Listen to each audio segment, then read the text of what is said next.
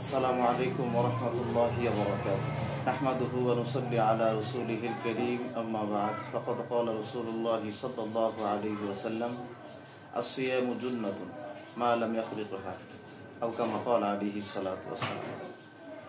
প্রিয় দর্শক, দেশ দেশের বাইরে যেখান থেকে আজকে এই ভিডিওটি দেখছেন সবাইকে জানাচ্ছি আন্তরিক মোবারকবাদ ও মাহে রমজানের শুভেচ্ছা।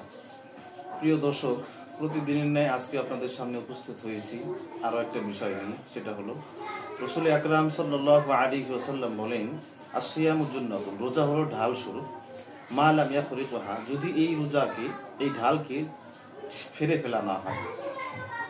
তো এক সাহাবী রাসূলুল্লাহ সাল্লাল্লাহু আলাইহি ওয়াসাল্লামকে জিজ্ঞাসা করলেন, ইয়া রাসূলুল্লাহ, এই রোজা, এই ঢাল আবার ফেরে ফেলা হয় কিভাবে?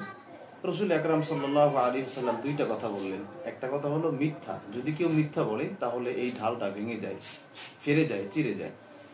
আর দ্বিতীয় নম্বর হচ্ছে গীবত, যদি একে অপরে গীবত করা হয় তাহলে এই রোজা ঢাল স্বরূপ এই ঢালটা চিরে ফিরে যাবে। তো প্রিয় দর্শক, এই হাদিস দ্বারা একটা জিনিস আমাদের অবশ্যই বুঝে আসে, সেটা হলো যে ঢালের কাজ কি। শত্রুপক্ষ থেকে যদি কোনো আক্রমণ আসে তাহলে ঢাল দ্বারা আমরা সেই আক্রমণকে প্রতিহত করব, আক্রমণকে প্রতিহত করে নিজেকে আত্মরক্ষা করব। এটা হলো ঢালের কাজ। আর রোজা ঢাল স্বরূপ এটা কেন বললেন?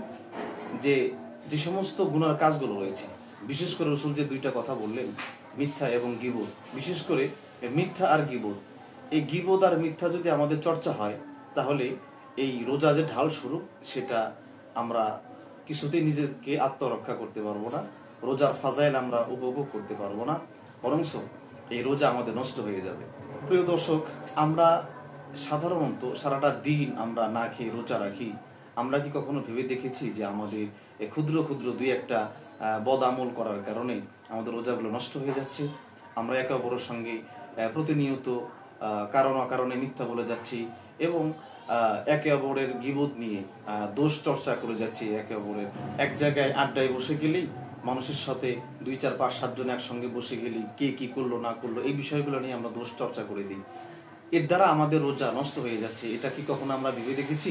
আল্লাহ তাআলা আমাদের এই বিষয়গুলোকে লক্ষ্য করেই আমাদের রমজান মাসে রোজা সঠিকভাবে পালন করার জন্য তৌফিক দান করেন। ওয়া মা আলাইনা ইল্লাল বালাগ। আসসালামু আলাইকুম ওয়া রাহমাতুল্লাহি ওয়া বারাকাতুহু।